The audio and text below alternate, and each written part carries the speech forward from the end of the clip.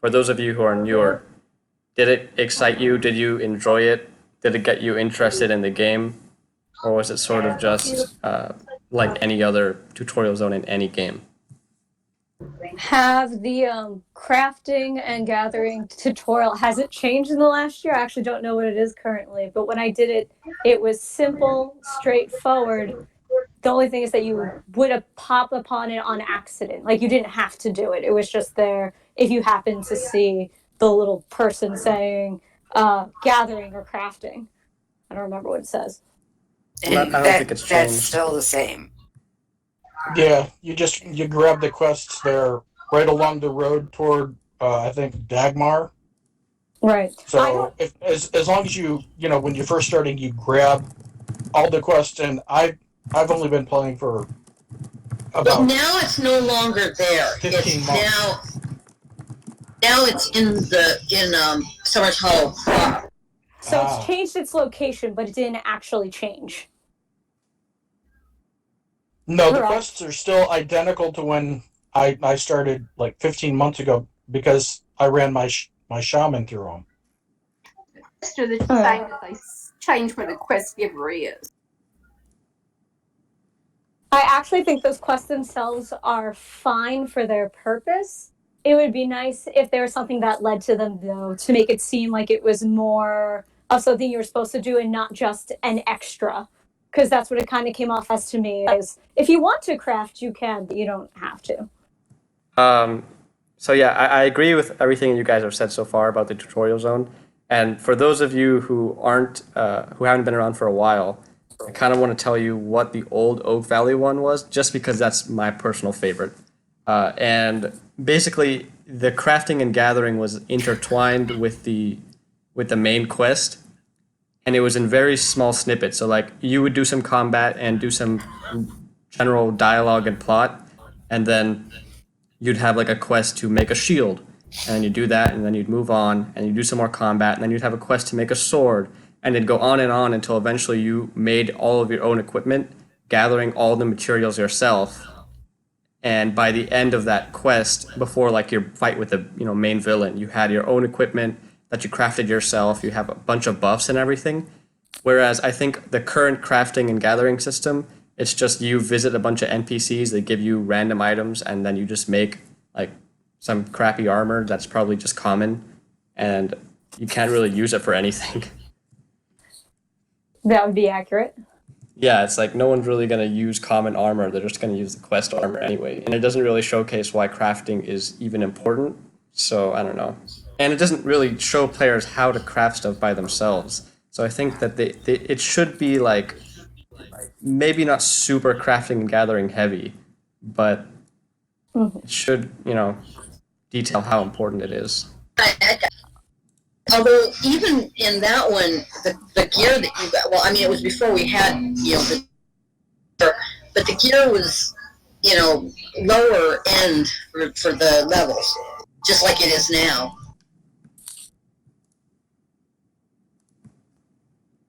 I don't remember what the gear system was like that back then, actually. I don't know if they had master crafting. No, we didn't. We had master crafting, but you had to craft you crafted like 5 or 10 of them to get 1 star. And wasn't it up to 50? You had to craft 100 to get 5 stars. Oh. And I started didn't have any stars at all. Well, but that was back when the master crafting recipes were only level 70 and higher. Yeah, that's true. But I kind of wish the tutorial would do with the crafting is to have players make a recipe until they start getting reinforcement runes, because right now you have no indication of the fact that you can craft the same recipe multiple times and earn stars in the recipe, and there's no indication that that's how you got reinforcement runes. I kind of wish there was a little bit more depth instead of just all the breadth to it. I mean, it's good that you do make some prep items and you make some hand grips or what have you, but it kind of feels like there could be more to it. Yeah, they should probably make a quest that at least gets you to the second level of the stars. Or even if you don't have to, like, gets you to the second level and says, if you do this further, this is what will happen. Right. Yeah, you'd be surprised at the amount of high levels I've met that have no idea that reinforcement runes or master crafting even exist.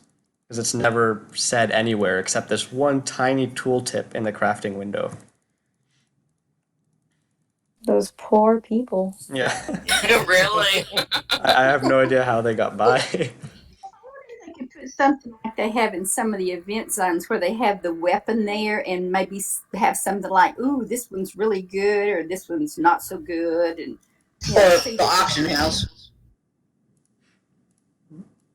Which is a whole other nightmare. We'll save that topic for another discussion. So yeah, I didn't really have that much really to talk about for the tutorial zone, but I think what we hit on some important points over here.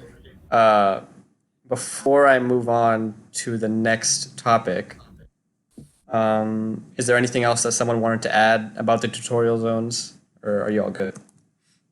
The one other thing that, I mean, I know they've improved the noggin process, but I really wish that the noggin tutorial was better, or that the NPCs would answer some of those frequently asked questions. It doesn't really feel as if you tell new players to learn how to pick up the quest from Ginny rather. And then Ginny gives you a box of level 1 weapons with no stats, no base stats. The runes are really all about the same, and so you only get the very basic sense that you can use noggin to combine more than one item of the same type, and that you can change the runes around. But what in order to actually understand how noggin works, you need to have base stats on the items. You need to have something a little bit more basic than what you're given with, and it just, for such a complex process as noggin, the tutorial, it's you can't even say that it scratches the surface, because it doesn't really even do that. I mean, it does give you 6. It gives you, because I know because I just did it on one of the character. It basically gives you 6 weapons, 3 of each subclass. And they do each have a different rune on them. I don't think that they can do an in-depth, in-game tutorial for noggin. Or maybe not like in depth, but something better than what you currently have. What Right, if what they does did that like? look like? What if they did like a little tutorial quest, like I've seen in some other games, like, oh, here is this sword I'm going to give you. Go out and kill this goblin. Okay, you go kill the goblin. Oh, that was great. Oh, this next goblin has some special feature. It needs fire to kill it. Your sword doesn't have any fire, but here, you can add this fire rune by nogging. Now nog the fire rune onto your sword and go kill the fire goblin. Yeah, that makes Right. sense. Same Like, game as- to show the importance of augmenting. Maybe you should even put Right. augmenting after crafting, so you craft stuff, and then you get the quest to augment the stuff that you craft together. Right. And if they want to leave the current level 1 with it just for the runes, at level 40, like they do at crafting, they could add a next level for noggin. That's a good idea. Yeah, that's cool. I could see having some kind of an advanced noggin quest. Like you have the basic crafting quest and more advanced crafting quest. Especially now that they're adding zones that you want specific runes on, or they can make the Elder rune matter more. So you could do it right before the 40 elders. You have to learn how to nog to get that specific rune to beat those elders. Yeah, I think augmenting is definitely something that needs a little bit more guidance. Players need some more guidance for that. So yeah, augmenting and the crafting and gathering quests. I think we hit home on those topics pretty well. What about like the boss fight? What do you guys think about that? Because I kind of found the whole Clementine thing to be a bit lackluster. Maybe that's just me. Like I don't know. Well, Maybe players should have to group up for it, but I know a lot of people don't like grouping up. So yeah, I liked it, but I'm not really very great at combat, so right. I thought it was perfect because Gotcha. she's so slow that you can get out of the way and then you can go in and kill her. Yeah, maybe And yeah, it's it is best for new easy, players. but for your first boss, I thought it was fine. Yeah, definitely. Okay. Well, and I remember a couple of years ago when it was ridiculously hard, and we had new players complaining and asking for help, and you know, she was too tough there for a little while, but Yeah, I no, remember that too. yeah, I think she feels just about right, and especially if you've done the crafting gather quests and you did the cooking one and you have the breakfast and you have the dinners and if you have the handful of crafted buffs, it feels pretty decent. Okay, yeah, that makes sense.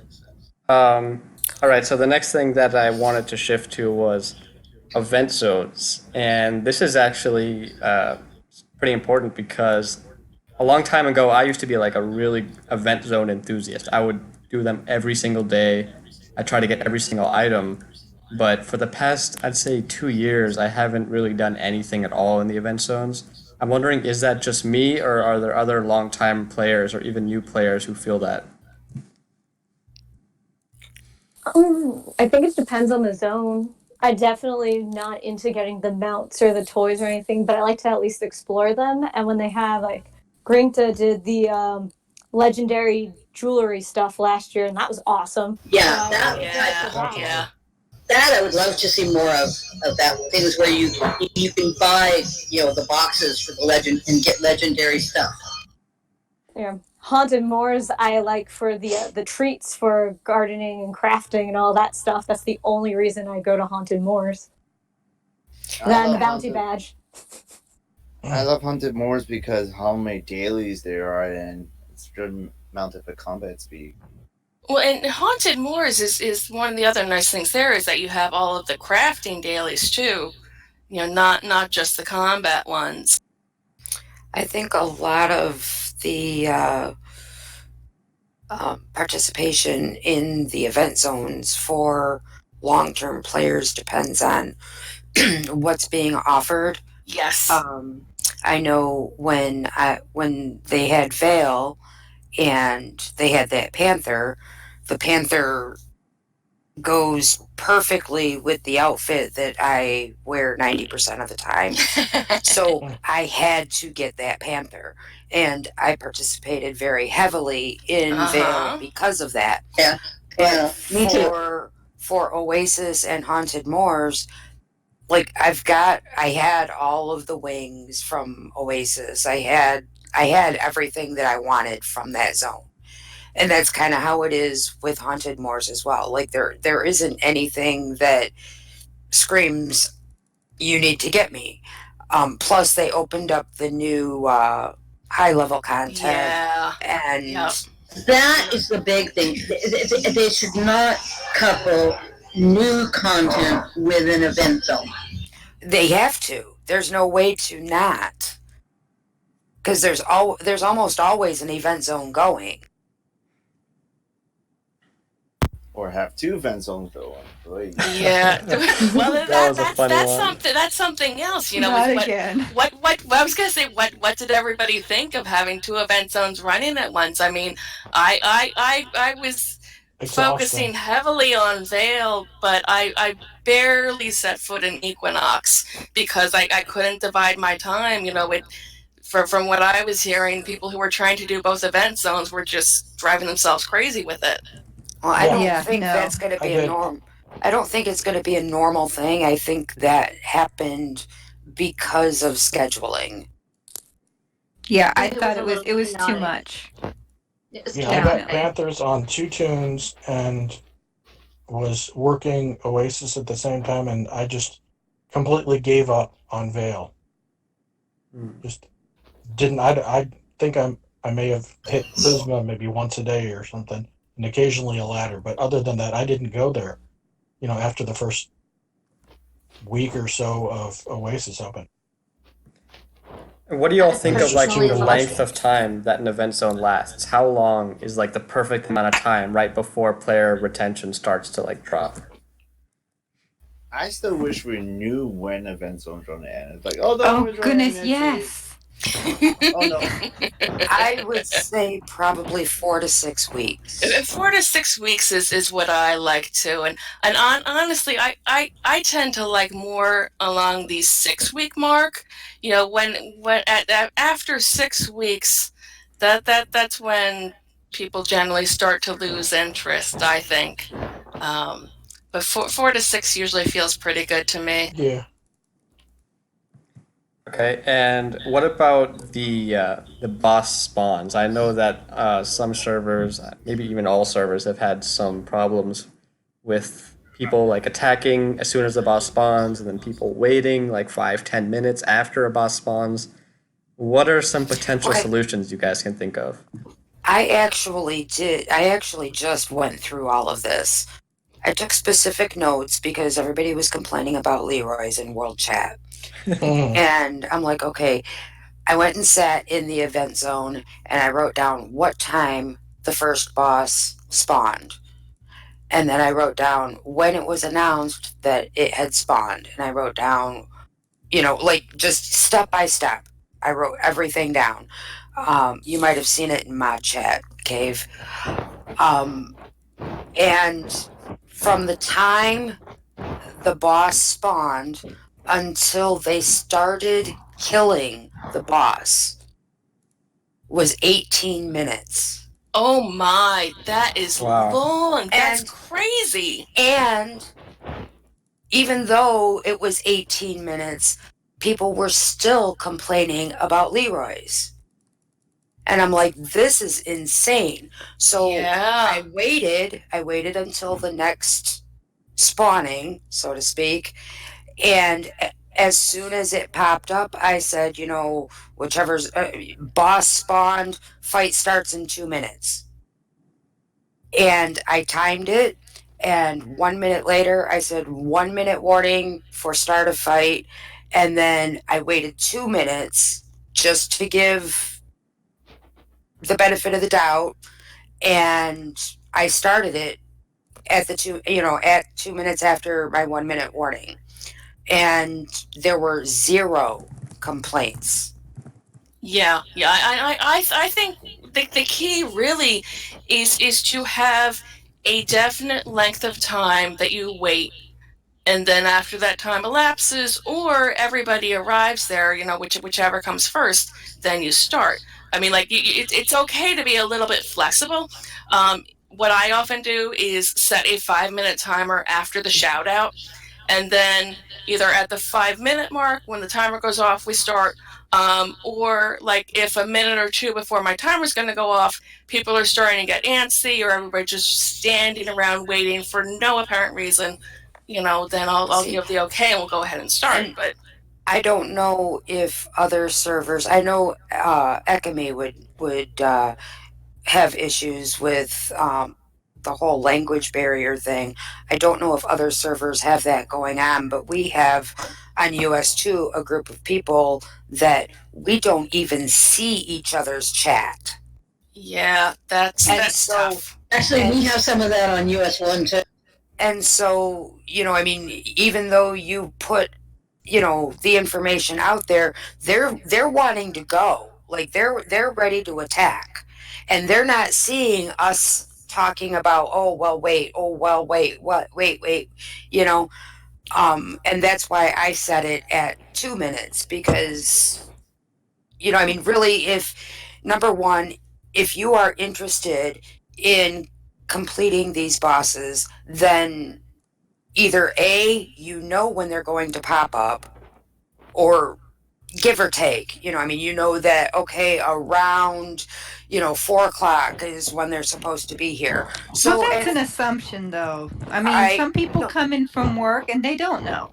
no, they don't know, but on US2, they're as soon as somebody logs in, they ask. So they have an idea, and they should be in that zone when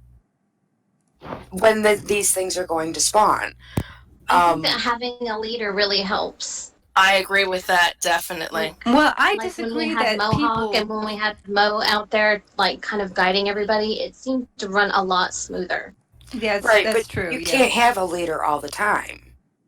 Would it be feasible to have a group of people that were leaders that were kind of taking care of, okay, 3 minutes, 2 minutes, whatever, dude is going down? But that's actually what you're talking about is people asking, wait, is a totally different subject than whether you should wait 2 minutes or 5 minutes. If you announce a specific time for it to be killed, then it doesn't matter what anyone says. If you say at 5 minutes, does this game have like an internal clock that we could use? Because it'd be nice to say at 14:26 it's going down, and then it doesn't matter what anyone says because you said this is the time it's happening. That's true. I know that, I don't know, in my experience on US1, we had a few that were just starting as soon as they came in, but a bigger problem with us was the Leroys taking it. They would hit like Druida or something, and then run into the crowd. Yeah. That's waiting. It wasn't so much that they were hitting her, but that they were hitting her and then dragging her into where everybody else was. Yeah, we Some don't of just those are more trolls, harassment.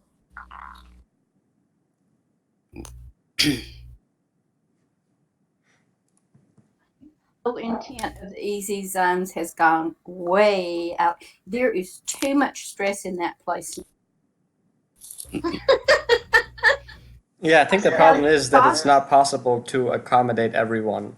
Exactly. Maybe like some way to automate it is instead of server announcement when an event boss spawns, they should be like a timer or a countdown somewhere in the notifications, Yeah. like 3 minutes until Yeah. Judah spawns, and then people Yeah, will start coming in before the boss is ready. Right. Cool, I I have love been that starting idea. to think about something like that. I mean, like, a couple of years ago, we used to have, system messages worldwide that would say, Druida has been spotted, make your way to Haunted Moors. But like if there was a system message that popped up like 5 minutes before all the incarnations popped, you give people the time that they need to switch tunes to make their way to the event zone before things start to spawn. And then once everything is up, you go around in an organized manner. And perhaps that could be combined with the idea that I read in the forums where somebody was suggesting the immunity for like the first 2-3 minutes after the incarnation spawns. Well, if they're gonna do a system announcement with a 5-minute warning, I don't think that they should have an immunity. Well, I was thinking of immunity, just so that there was an organized way of, say, like the group starts at Bones and then works their way around, and you don't have somebody else killing Dream while the rest of the group is killing Bones, say. I think you could do that just should by be done in world chat. staggered. Can we But look I at purposes? actually agree with PD on this. I think having the system announced 5 minutes before is a great idea, and then when they spawn, you can start them right away. Yeah, absolutely. Yeah, a system chat would be awesome. Is awesome. That Druida has been spotted, or Well, no, it's not having the system chat after the boss spawns, but have the system chat like 5 minutes before the boss spawns. I would say that would solve all the problems.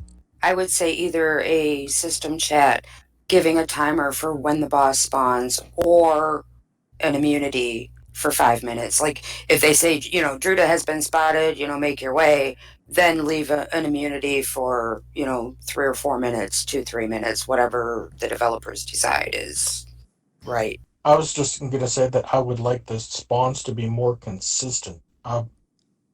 I've had plenty of times where bones would be up, and it would take nearly 60 minutes before the fourth boss spawned.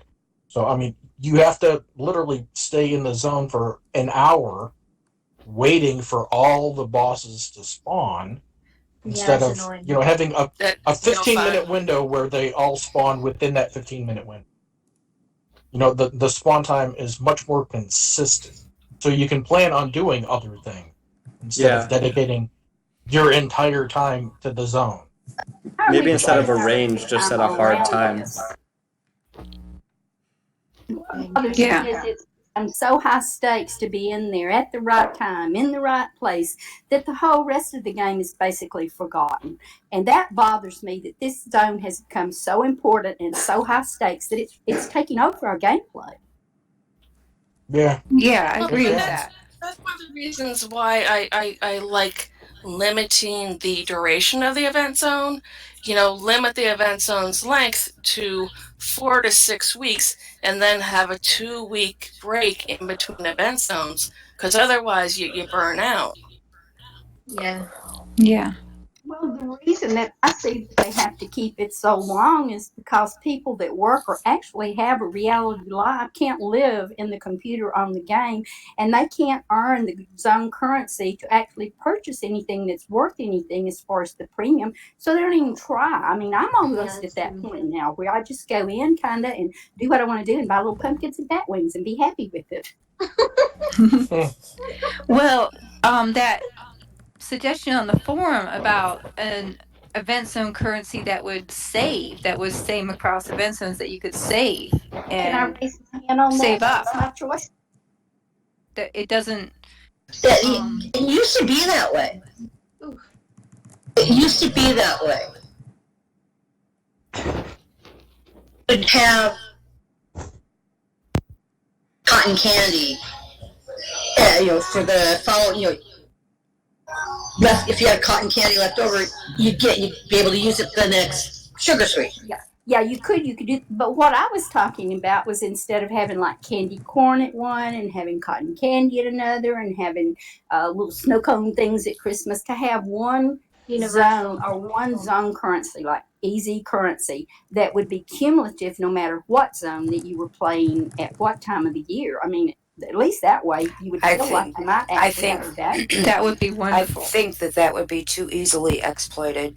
That's honestly what I think too. I mean, and it would give too much of an advantage to your longtime players, because they would have been able to save up event zone currency from previous years. And I unfortunately I could see some issue with exploits with that one.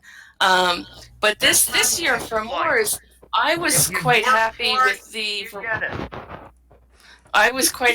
the variety of items and different price points, because there were the masks this year. You can get those just from doing the main quest and doing one round of incarnations, all the dailies, etc. And then there are the smaller little things like the bat wings and the pumpkins. And then you have the mounts and the outfits. And so this year, in terms of the variety of things that you could spend your candy corn on, I think that the devs really got it right this year. I think it's a big improvement, that's for sure. I liked all the masks too. That was nice. Yeah, the masks and then all the different winged helm packs too. 3 of those. Oh yeah. Yeah. It was supposed to be real casual play, and I can remember spending time in there, but not my life around it, and being able to get like some of the better nog packs for outfits and things like that without really killing myself. But it seems now that you absolutely have to have that focused as a goal and be there every time everything spawns and do every daily to be able to end up with something that you would be feeling that was worth the value, worth the time doing it. Mm-hmm. Well, I don't know. I mean, it's with the system that they have now. You know, if you want to spend your entire time in the event zone to get a mount, you know, you have the option of doing that.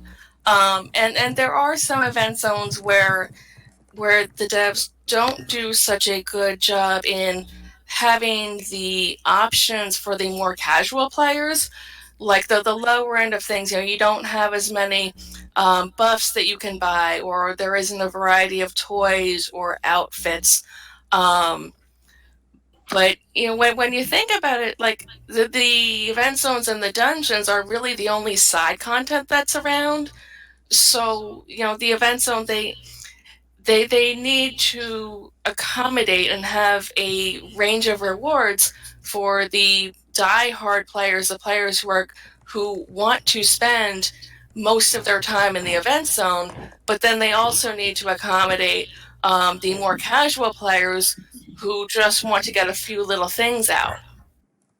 Back to this business about exploits. I don't understand if it's account bound or soul bound, and you can't trade it and you can't sell it. How can you exploit?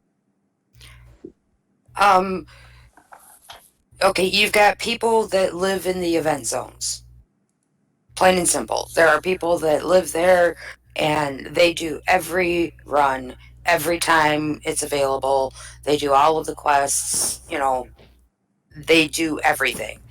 And these are the ones that generally get the mounts and all of that.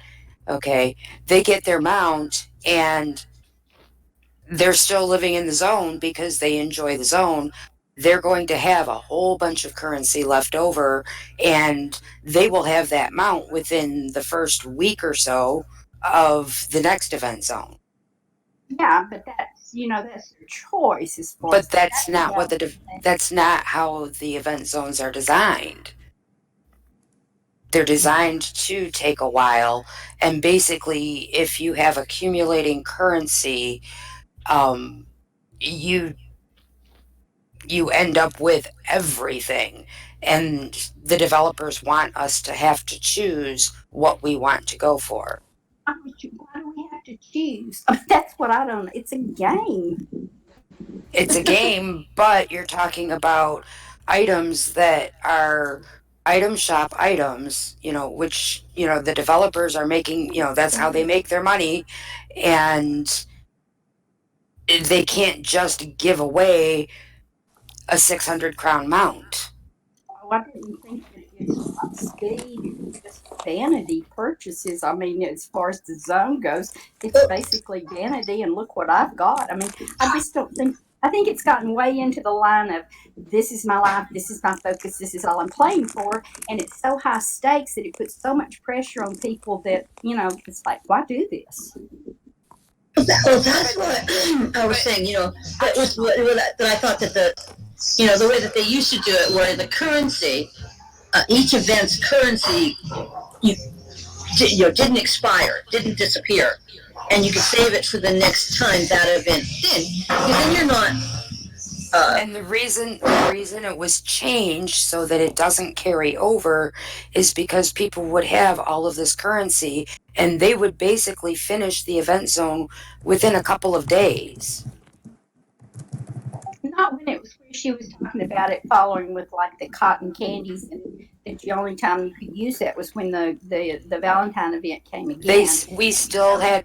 We had players that were finishing the event zone within a couple of days. They were getting the highest mount and they were done because they had all of their event currency from the previous year. I just think the whole original intent of it was to have a good time. And when I go in now, I am not really having a good time if I have to tell people, don't hit yet, let them die, things like that. But you shouldn't have to do that. I mean, it's an optional thing. You don't have to go in there. One of the things I enjoy about the game is doing things in group and helping people and helping like beginners and things like that. And when you go into the event zone, I thought that was the original intent of it, was a social place for people of all levels and all gilded, non-gilded, whatever, to go and socialize. And in doing that, you ended up with a few little rewards if you wanted. But now, it's just a whole different ballgame. I think it depends entirely on the group of people that's in there. Like I was in the event zone yesterday, and I don't know if we had a language barrier in play, but it was not the equal crew of the regulars, and we had some leroying going on, and we didn't have a solid tank, and we didn't have a solid healer, and it's when you have the situations that are less than ideal like that, when sometimes things can go downhill fast and become very stressful, and then when it's not so much fun, and it's not about the people or about spending time and fighting side by side and working as a team, but trying to save a bad situation. So basically what we learned is we need somebody to live in the event zone. Call all the bosses. and we need a tank and a healer, and there's something to be said about experience. When you have an experienced player who's in the event zone, who can assess the situation, and who can look at somebody, who can look at all the names in the group, and who knows the classes of each individual, and knows okay, that person's a holy priest, but this person's a shadow priest, and this person is a fury warrior, but this person's a lightning warrior, and you can sometimes make a situation better, but you have to be able to gauge it accurately first, and then go into world chat and say, hey, can somebody come give us a healer, please, or we need a tank, or Well, how dare people have lives? Well, they did do that with Vale a little bit with the ladder. Yeah. Well, we did see some of that, but of course, when Vale was out, we didn't have all the new high level content that was distracting some of us. Yeah, that's what I meant about the new high level and an event zone. The first part of it was no problem, but the second part, there were so many people wanting to focus on the new stuff that it made going to the event zone to get anything harder. You know what I mean? It's not harder, but it's in other words, I someone that even after I was done with what I needed in the event zone, I'm inclined to go and help out, just like Valley is. but it's do I go help out in the event zone, to those people who haven't gotten what they want yet, or do I work on the new content? Yeah. Do I work on the high level stuff that I need to get? But high level content will always come with an event zone because there's always an event zone going. Yes. Maybe they're not important anymore. They're just if the original plan had gone, it might just a 2-week difference between when one event zone, the event zone lands, the high level content or new content comes in, and then there's a couple of weeks there, and then a new event zone starts instead of everything. But some of the event zones, like Haunted Moors, Grinchta, Sugar Sweet, I think that's it. They have dates associated with them, and they have to happen at a certain time. If they would have waited 2 weeks for Moors to go, then Moors wouldn't have started until the end of October. I think. I sat down and I did the math one event zone they had, because in one of the Twitch streams that was on, it was indicated by the developers they were going to have the event zones and they were going to be up for 4 to 6 weeks and then they would be out of there. And I did the math on the things, and boy, to get the premium items there, you had to live in the zone. And to me, that is just placing too high of a stake on a vanity purchase. I mean, it should be something, in my opinion, that is reasonably attainable. In other words, I feel the bar has set so high now that people will oblige. I've basically given up on doing it, because I said, why am I doing this? This is crazy. But you don't have to get the most expensive premium item. And if you wait until the following year, like the skeletal horse was the big item last year. And it cost like, I don't know, 6,000 or whatever event zone currency. And this year it's on there again, but it's like half the price that it was last year. I agree. That really should be tested. I'm hoping that they, realize that there's a timing element there that is putting pressure on people that would like to have that would have that set for a goal, but it's basically unattainable. And that's kind of the point that I'm at now, is that what was the whole intent for the easy zones or the event zones, when they were first created? And I can remember the first zones, and they were not high pressure. People would go, I don't know, maybe I didn't really pay attention then, but I just do not remember the stress and the business about people hitting too early, and I just don't remember. That's always been there. The thing with people hitting too early or not waiting or waiting too long, it's been an argument at every event zone since the event zones first started. The only time it didn't happen was during Sugar Sweet last year, because nobody was in there. It's a solo zone now. Like there was no group content. Wait, I thought Sugar Sweet didn't happen last year. Oh, no, It it had didn't. it. Well, it was The last all time that it Zingaras and. The last time that they did Sugar Sweet, they changed all of the bosses to Zingaras, and they're all soloable, and it's basically a solo zone now.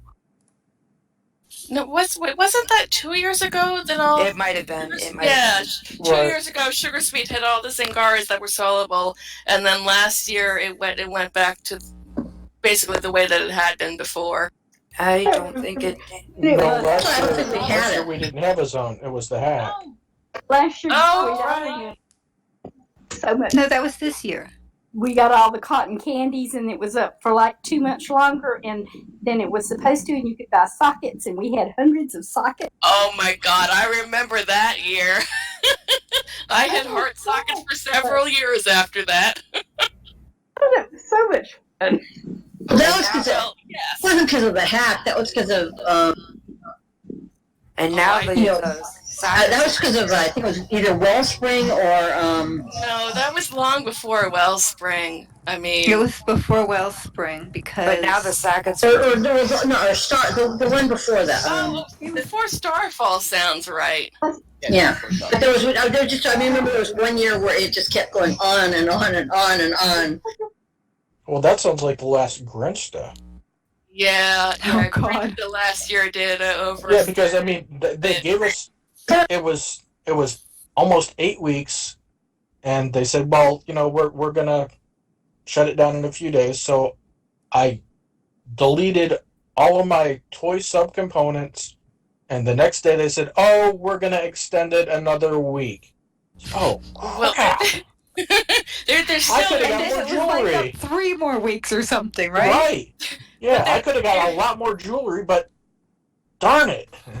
But it's still it doesn't beat the year when we had Starfall, when we had Easter eggs in September still, and it was the end of September, and the Easter eggs finally left when Starfall hit, like December or September 26th, I think it was. Wow. Yeah. Yeah, they were stinky eggs. I was gonna, Even speaking of the ones that you get in the event zone, I'd come the across Halloween. one. I'd come across one, and I'm like, I'm not hitting it. Yeah, we take the Easter eggs over Starfall any day. Okay, so I think we covered a lot about event zones so far. So I'm going to go ahead and move on to the next topic, which I think is guilds and villages. And regarding this, I have a poll for it actually right now. So if you go to the poll channel, you'll see some options that I wrote regarding like what improvements people want to see for guilds. So guilds haven't really been updated in a long time. I think the only improvement we've ever had in the past 10 years was Guild officers. yeah, that's it. And we had to beg for that. It took a lot of work to get guild officers. I don't know if I'm the only one who thinks this, but I think that guilds are like super underrated when it comes to player retention. Because when people have I finished, agree with that. yeah, because when people have finished everything there is to do and they're kind of bored waiting on the next content drop, they usually continue to log in because of their friends or their guilds. And I think if we improved upon guilds and made them like more functional and give them more features, that it would only benefit the game more than the developers may think so. So what do you guys think about guilds, especially those of you who aren't in guilds and those of you who like haven't joined one for a really long time? What is the difference in gameplay between like being in a guild and not being in a guild, and how does that change your experience? Well, I think for me, a big part of it is being in the guild that's right for you, and it's an MMO, so it's a social game, and unless you're going to play more like solo all the time and really not talk to anybody ever, chances are that you will want to be around friends and around other people who play the game in a way similar to you, or who have something in common with you, who think like you, or the people that I'm in a guild with. I've known most of them for almost the entire length of the time that I've been playing. So you form strong bonds in a guild, and that's vital, I think. I have to agree. I'm not in a guild. I've had a couple alts in guilds briefly, but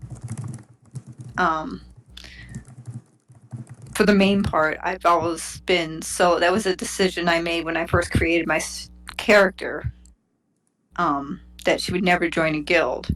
So I've just always been solo. But I do agree that for most people, guilds are going to be a major draw. And that putting some development into these communities would really help with it. Yes. And I tell everyone, if you see me solo in a zone, it means I am lost.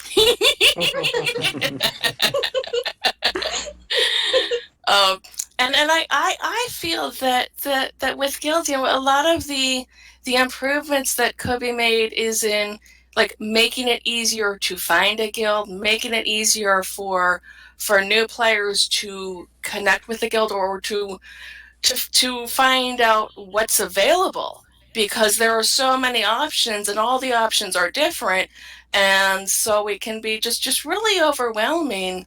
And new players, they come in and they think, oh, it's an MMO, I have to be in a guild, and they just kind of stumble along, and if they're lucky, they find a guild that suits them.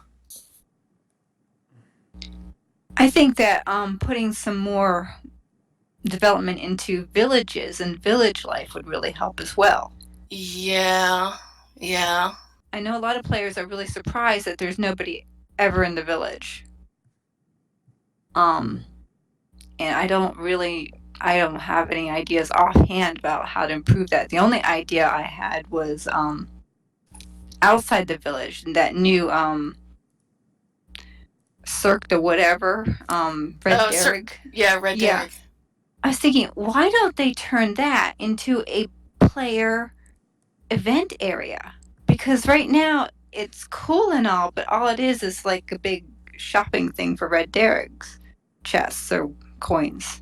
But they could make that a dedicated area for crafting parties and stuff, set up a crafting area, special lights or whatever. And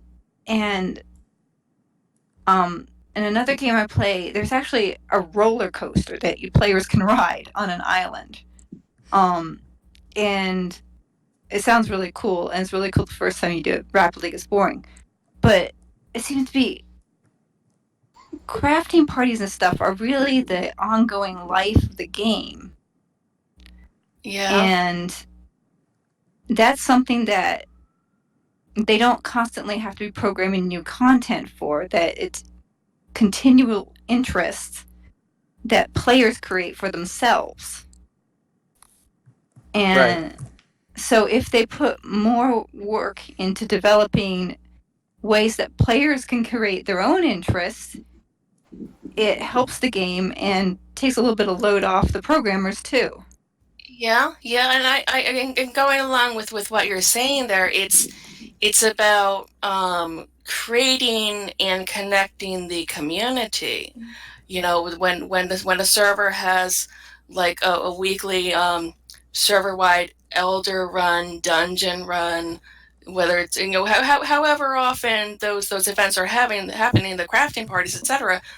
You know, that is player created content, and it brings people together. It helps people connect with the game, connect with other players, stay interested in the game, and it's a wonderful tool.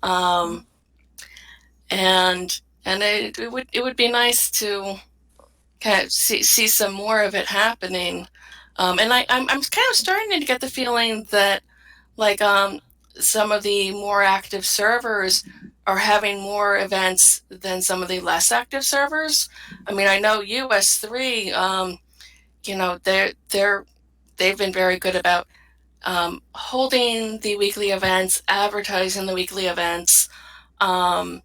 A lot of that's Kaveh and William. I know. And there have been a few times when there was a tutorial that was being held on US3, and I can't remember what the topic was, and at one point afterwards I was thinking, gee, I wonder if, you know, could impose and say, hey, would you pop over to our server and do a presentation for people over here who are interested, you know? It's I remember that, Zazie. It was on the traits on your gear. Oh, okay. That was It was. I think it was talking about gear, the gear guide, because I Lightning Warrior the heck out of it. You know, I'm constantly telling new players, you know, go to the forums, read the guides there. But there are players who don't want to read the guides and who aren't interested in visiting the forums. And so if you can collect those people together and sit them down and listen to their questions, or do a podcast maybe, or Well, speaking for myself, I don't learn very well from reading. It's always been a thing. I learn very fast when somebody talks to me, but I can only guess that my daughter was assessed that with a difference in verbal and visual retention, that visual retention, she retains like 7% of it, but verbal, she retains like a normal amount. That I might have the same thing. I have a very hard time learning from reading. So going to the forums and reading it, I have to read it like 50 times. Yeah, and so in your case, I mean, you know, having either, whether it's something in game or having a podcast, like having a brief half-hour podcast where you know, and anybody can come and listen and ask their questions, like about nogging, say, and maybe you know, somebody can use the screen share function on Discord and and show their screen and show step by step how they're going through the process, and so you have the visual as well as the audio. That could be really helpful for some people, I might think. Yeah, that's a really cool idea, actually.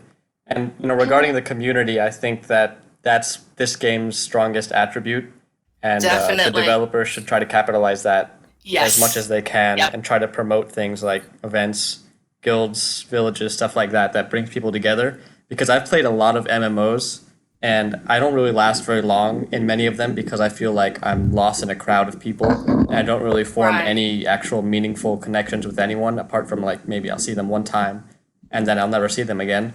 Whereas in this game, it's sort of like I compare it to like a small town where you know everyone, so Right, you see right. familiar faces constantly. So to try and try to promote that sort of community building would really benefit the game because it'll keep players long term.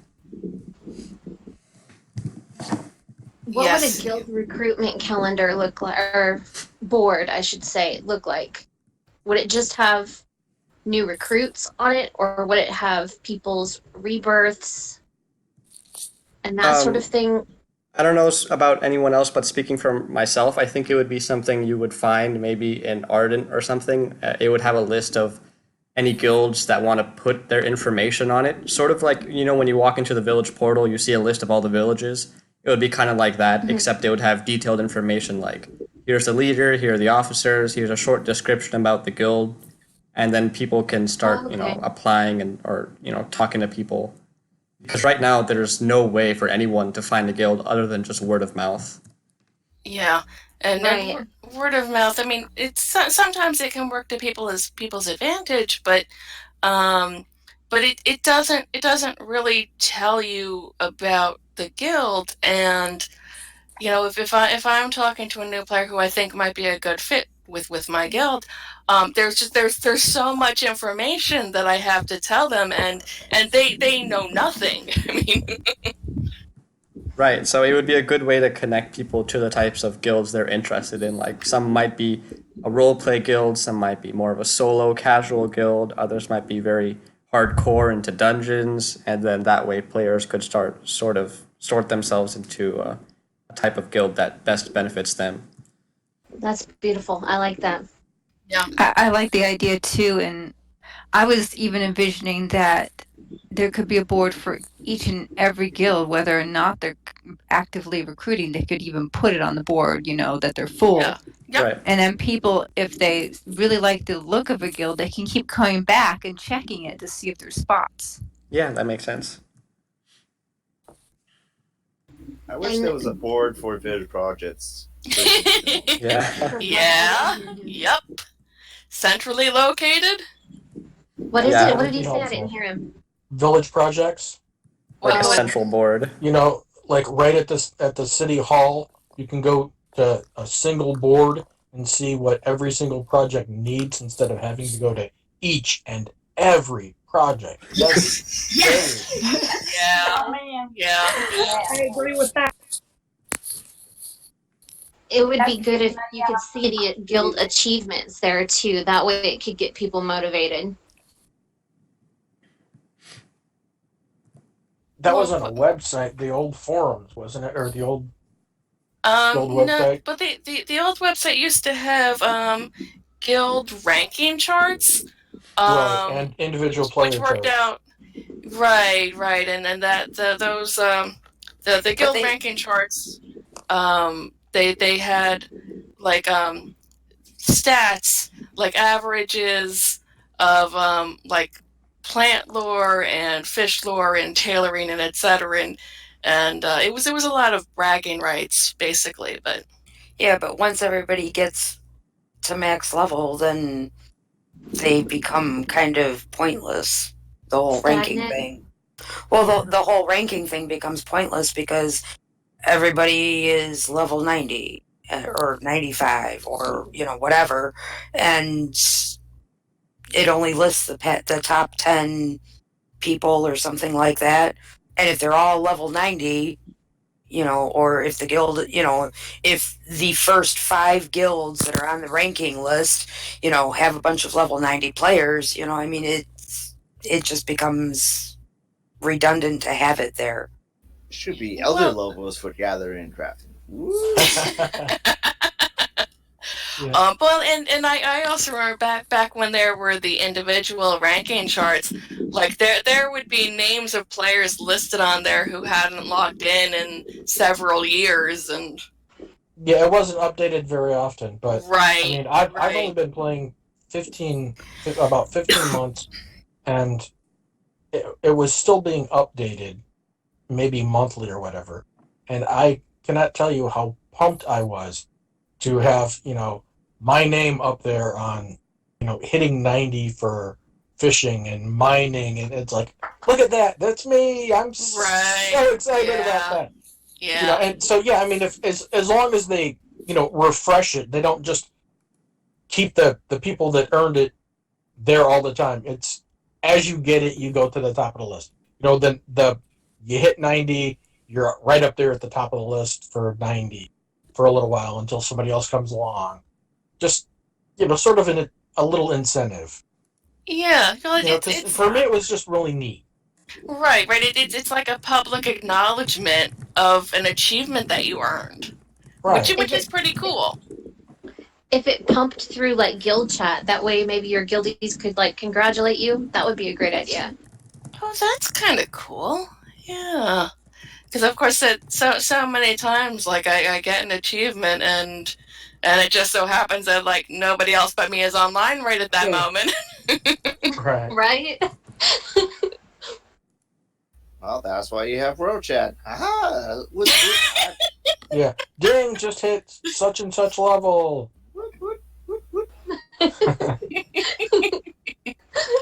Yes. Edgy has been announcing in World Chat every time he hits 95 in a skill. So maybe I'll stop announcing that. No. I had to tease Edgy because he was joking with a mod on our server, and he was announcing every time he hit 95 in the skill, and the mod and he says, Rishi, guess what, and like this little excited kid, and she's like, what? It's a competition, it's a contest. I didn't know there was a contest. Yep, according to him. Well, I have started going into World Chat and say, would it be all right, or what do you think about someone announcing in World Chat that they hit max in garden? Oh, yeah. You'd never see it happen. Well, some people have. I have somebody on US too that hit 95. I have 95 gardening. I was gonna All say, right, I'll don't rephrase yet. that. You'll never see it happening with my name.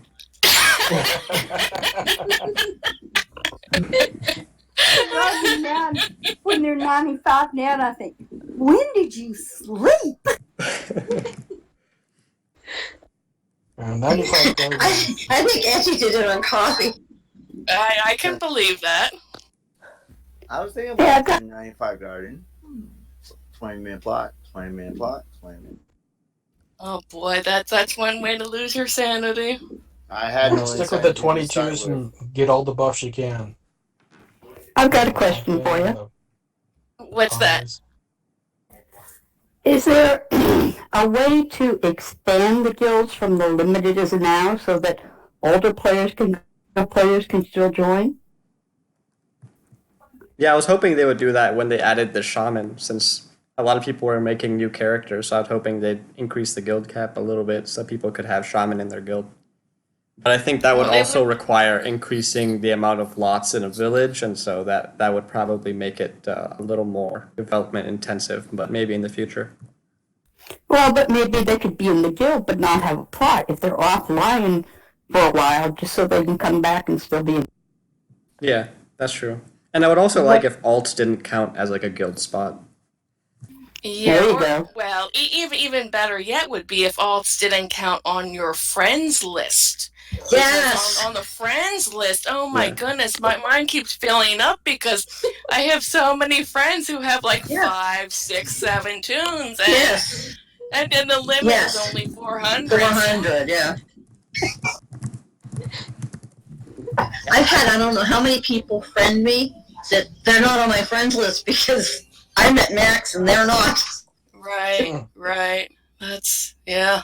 I had to guess and clean out a few people from my friends list the other day, and of course you have no idea of when they last logged on. So, you can look at the combat level, and it's like, well, it doesn't look like the combat level has moved since the last time I checked, but I don't know if they're still actively playing or not. You don't know what their combat level really is because they may have rebirth last. Right, right.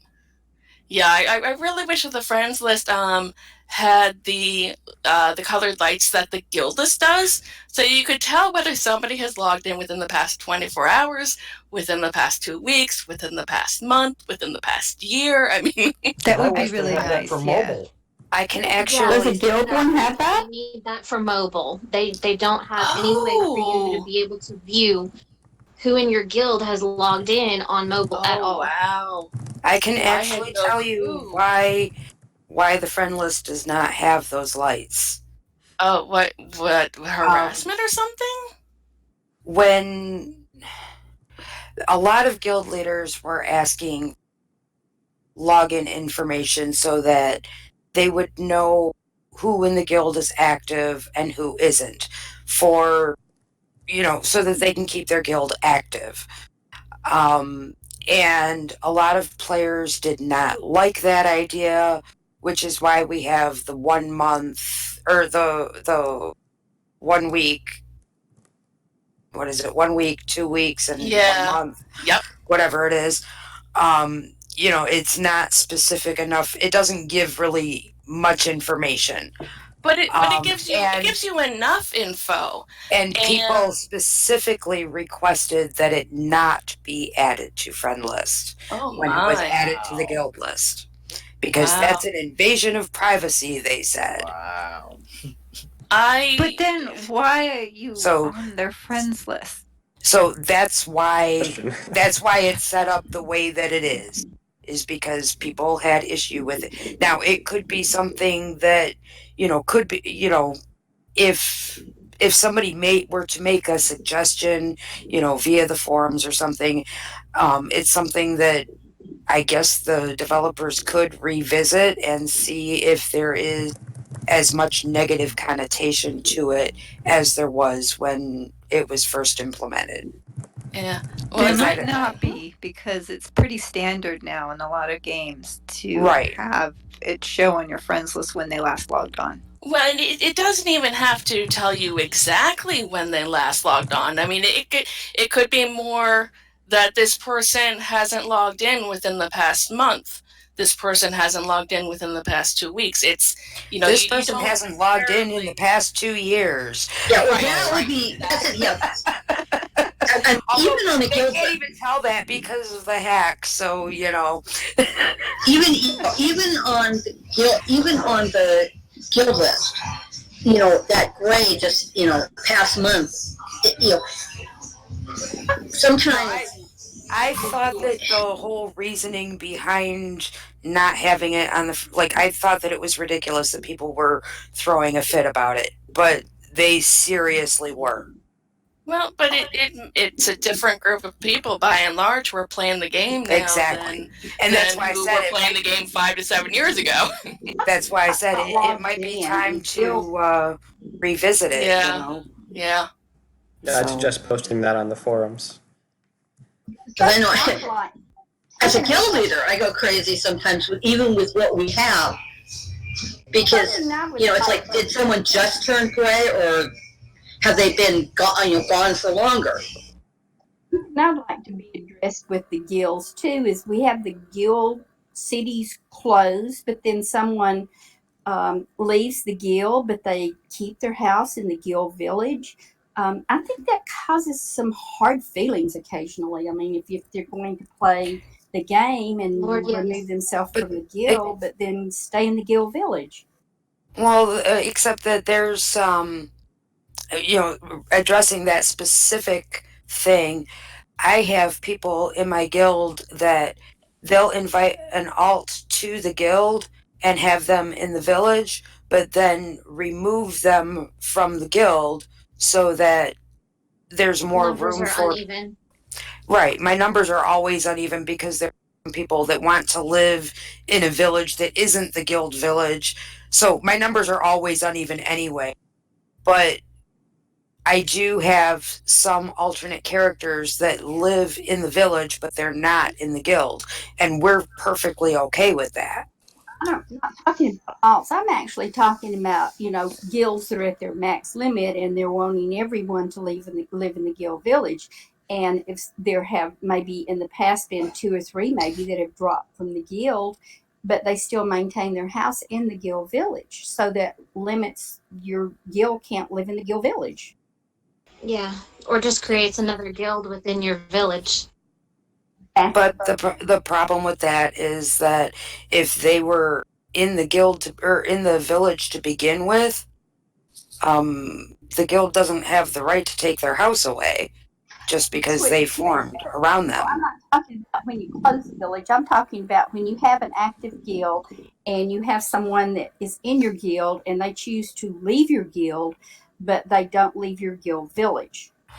Am I the only one who thinks That's a good maybe guild villages should be a separate thing? Like when you create a village gets created for the guild?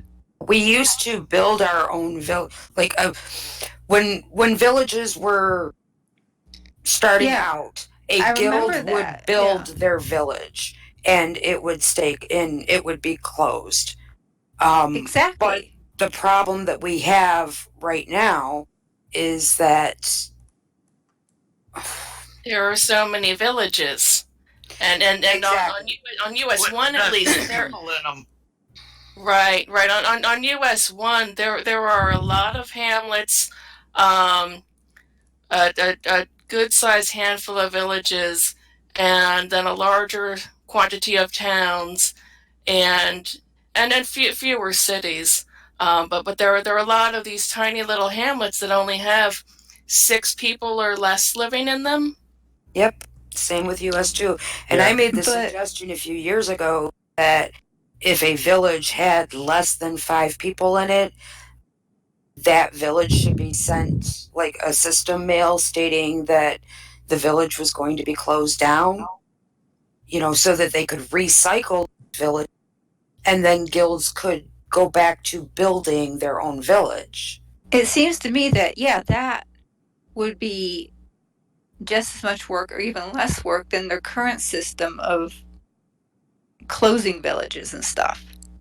Just purging every now and then the villages that are low population. Right. Well, there are some very tiny villages that. Well, I mean, if a village is less than 6 people or 5 people, realistically, those people should group with another village that has 5 or 6 people. Yeah. And another village, and so if they do a system message where, they take guild or villages that have less than 5, if it drops less than 5, if they send the system automatically sends mail saying your village is going to close in 2 days or, whatever it is, please move your house to another village, then that would end up closing that village, and it could condense the number of villages so that those guilds that do wish to have a guild village, rather than taking over a village, they could build their own. It's just like recruiting for a guild. If you want your village to remain, then keep the population over 10, 15. I think guild halls would take care of some of this problem because you could have guild banks and then the bank wouldn't be part of the village. Except that I don't think that it necessarily would, because you also have the whole gathering node issue. And if you have if you open up the villages, the closed guild, generally speaking, a closed guild village has certain things that they do. They use their nodes in a specific way. They use their vaults in a specific way. They do things within the village in a specific way. And if the guild village becomes open with a guild vault in it that doesn't address all of the other things that a village does. What about adding a project to build a guild hall in a village? I think that could be cool. Then it could have its own vault and all that stuff. And once you are out of guild, you don't have access to the perks that are in the hall. And then people can still be in the village. They don't lose their plot. There can still be village-only vaults, and then in addition, guild vaults as well. And then people who aren't in the guild village can still have access to the guild hall, since you can visit anyone's village. Yeah, I'd like that idea. I think that would solve a lot of the problems too. I like that. So this discussion has sort of been going on for like an hour and 40 minutes, and the recording file is getting a little bit large. So we've got to cut it short. Is there any like final closing thoughts that anyone wants to add regarding? Yeah. How can you cut an hour and a half to? I was gonna say you're past the point of cutting it short. That's fine. My idea was. Well, you got a good group today here, Kaveh. Yeah. Why is everyone calling me Kaveh? It's What were you going to say? I said cave. It's cave. Okay. Oh, They're trying to make you sound more elegant, Kaveh. All right. Yeah, it sounds French. Well, hey, since you're not using it anymore, I didn't want to use Ska? anarchy or Yeah. Oh, Who knows how long this name is gonna last? I've been through way too many. It's like when we moved down to Tennessee, we were looking at a house in Trezevant. It's Trezeva. It looks like Trezevant. And I said, Trezvant. no, it's Trezvant. Oh. Trezvant. Tres Savant? No, Trezvant. Give it the French pronunciation. Like, it's Trezvnt. There's no vowel there. Trezvant. It's like Thank you. Yeah, it's like actually, growing up, I lived on a street called Saltillo, Saltillo. So everybody liked, if you didn't know enough Spanish to know it was Saltillo, it was Saltillo. Right. G, you were trying to get a word in? Yeah, can I add something?